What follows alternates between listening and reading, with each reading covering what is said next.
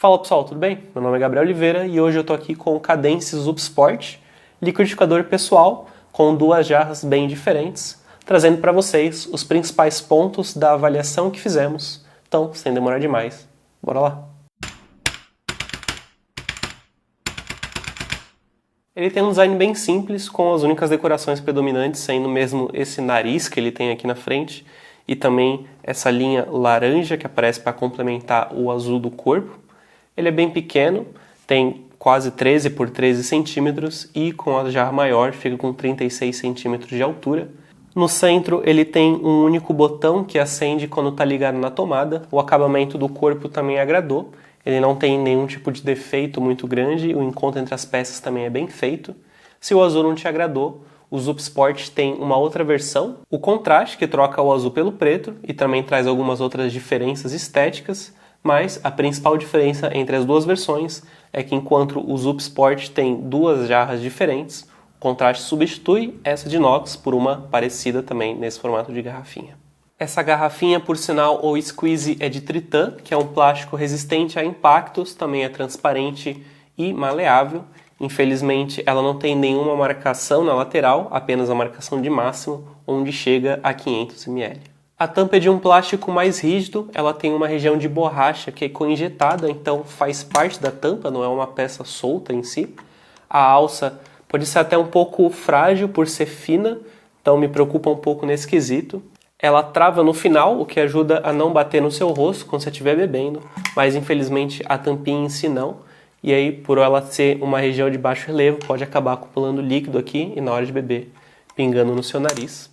A jarra de metal é totalmente de inox, assim como a sua tampa. Internamente ela somente tem a marcação de máximo, também não tem nenhuma marcação de volume. São 430 ml nessa marcação e testamos também a capacidade de térmica dela.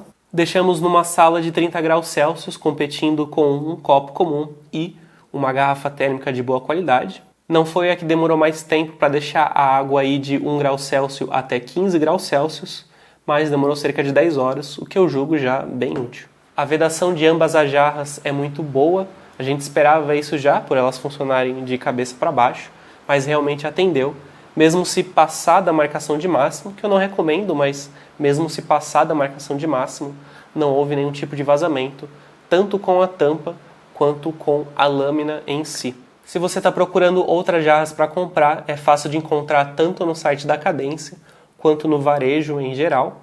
A jarra de inox sai por volta de R$ 85,00 e a de Tritan por volta de R$ 70,00. Os valores e aí o quanto você está disponível a pagar varia bastante da sua necessidade, mas pelo menos é possível encontrar. As lâminas são totalmente removíveis, você tem dois pares apontando para cima e dois menores apontando para baixo, com cerca de 22 milímetros aqui de extensão de lâmina. São pouco pontudas e lisas, e o encaixe é bem parecido com o modelo anterior, que é o Cadence Shake Up, só encaixar aqui e virar para o lado. Na verdade é praticamente o mesmo, mas diferente do Cadence Shake Up, em que era só pressionar a jarra para fazer o motor ligar. Aqui você precisa travar e aí sim apertar o botão de acionamento.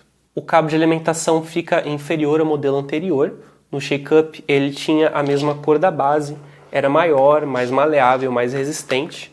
Aqui ele também acabou ficando mais curto, são apenas 85 centímetros, que é uma redução de 20 centímetros em relação ao modelo anterior. Então não agradou tanto assim. O que antes era um cabo bem pensado, que teve um certo cuidado, aqui ele é só um cabo comum. O produto é declarado com 600 watts e parece estar bem dimensionado. Durante os testes não excedeu a quantidade de 350 watts. Para lidar com a eficiência do corte, testamos em duas situações diferentes. A primeira é exatamente igual como testamos em liquidificadores convencionais, com jarra maior e tudo mais. Nessa situação, como era esperado, ele saiu mal, não conseguiu movimentar com qualidade os grãos dentro da jarra e formou praticamente uma camada ali em cima de grãos que não entraram em contato com a lâmina em nenhum momento. Quando avaliamos, praticamente metade dos grãos ainda estavam sem ter sido cortados e apenas 20% tinha virado farinha. Esse tipo de problema é comum em liquidificadores pessoais, inclusive ele saiu próximo de alguns outros concorrentes diretos, mas se a gente está lidando com liquidificadores convencionais, ele fica próximo do corte, de modelos que têm um resultado um pouco mais medíocre, como por exemplo o BLQ 1300. Com menos grãos o resultado muda bastante, ele consegue movimentar bem o alimento em seu interior e com isso o corte também fica muito mais eficiente. O que antes era metade dos grãos sem ter sido cortado, agora são apenas 4% e 46% acabou virando farinha. O resultado é muito positivo, se equipara aos melhores liquidificadores pessoais que avaliamos, como por exemplo o Electrolux Explore 7, o próprio Cadence Shake Up, modelo anterior, e fica apenas um pouco abaixo do Mallory B-Power. No corte em líquido é necessário utilizar a jarra mais apropriada. Os resultados que tivemos com a jarra de inox foram bem inferiores ao da jarra de titã. A jarra de inox acabava deixando pedaços muito maiores do que a plástica. Apesar dos interiores dessas jarras serem bem parecidos, mostra que como algumas leves alterações mudam bastante o resultado no corte. Esses testes foram feitos com apenas 1/4 de limão, isso porque ao utilizar um limão inteiro, que é o que a gente costuma fazer em liquidificadores convencionais, sobrava muito pouco espaço e aí por conta disso a liberdade da fruta era muito baixa e o corte acabava sendo prejudicado. Sobrou praticamente a casca quase inteira do limão, toda cavucada para dentro, então não é o tipo de resultado que a gente gostaria de ver. Vale a pena cortar a fruta no meio ou talvez até em pedaços menores e utilizar sempre a jarra plástica. Também fizemos o teste para sólidos congelados, o resultado é análogo aos outros testes.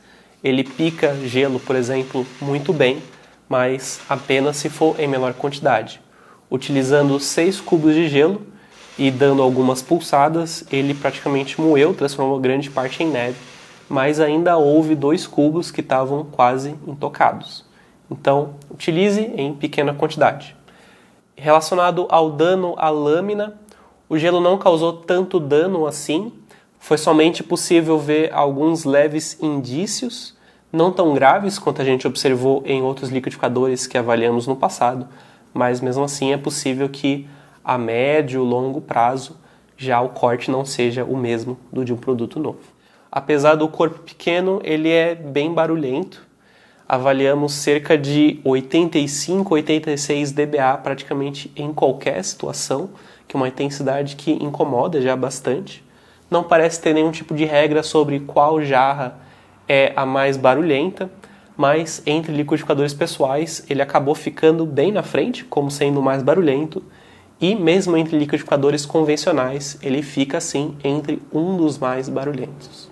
Na hora da limpeza, se atente a essa peça central, o encontro entre elas pode acabar acumulando alimento e também procure métodos para não riscar. Pano molhado aqui vai ser suficiente, mas, por exemplo, para a jarra você já vai precisar usar alguma esponja ou de preferência até uma escovinha, porque é difícil conseguir alcançar até lá no fundo as paredes, né? Como é estreito e profundo, vai ser um trabalho a mais. Porém, para limpar a lâmina não deve ter muito problemas, até porque ela tem um bom espaço, mesmo até a parte do eixo em si. Então tem um bom espaço para limpar e até a parte de baixo, onde tem mais ranhuras, não deve ficar em contato com o alimento, o que facilita bastante.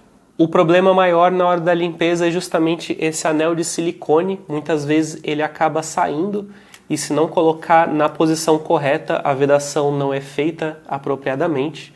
E aí com isso pode acabar vazando. No geral a vedação é muito boa, mas houve uma situação em que não estava vedado corretamente e aí a gente teve uma baita vazamento. Não foi nem de líquido, foi na verdade de farinha. Então só para ter uma ideia que se não tiver conectado do jeito certo, pode acabar vazando com facilidade. O manual não recomenda deixar ligado por mais de 30 segundos. Quando fizemos os testes, raramente passou de 1 minuto e pouco, mas já começou a subir um certo cheiro de verniz queimado, então se atente para apenas usos mais curtos. O corpo em si não esquenta, mas o que acabou esquentando foi essa parte de metal no meio do encaixe da lâmina, ainda por volta de uns 65, menos de 70 graus, mas já é uma temperatura que incomoda e não dá para ficar segurando aqui.